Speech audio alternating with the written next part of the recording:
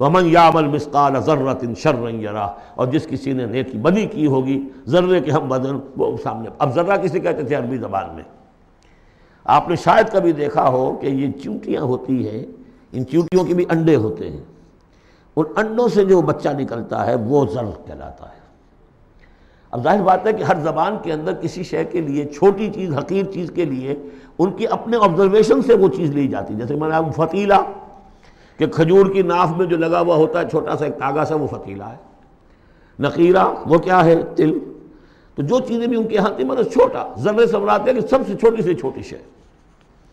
فَمَنْ يَعْمَلْ مِثْقَالَ ذَرَّةٍ شَرًّا يَرَهُ، اس کا نقشہ ہم دیکھ چکے ہیں سورہ کہف میں. جب وہ اعمال نامہ رکھا جائے گا، وَوُضِعَ الْكِتَابُ فَتَرَى الْمُجْرِمِينَ مُشْفِقِينَ مِمَّا فِيهِ وَيَقُولُونَ يَا وَيْلَتَنَا مَا لِهَذَا الْكِتَابِ لَا يُغَادِرُ صَغِيرَةً وَلَا كَبِيرَةً إِلَّا أَحْصَاهَا وَوَجَدُوا مَا عَمِلُوا حَاضِرًا، جو کیا ہوگا موجود ہوگا.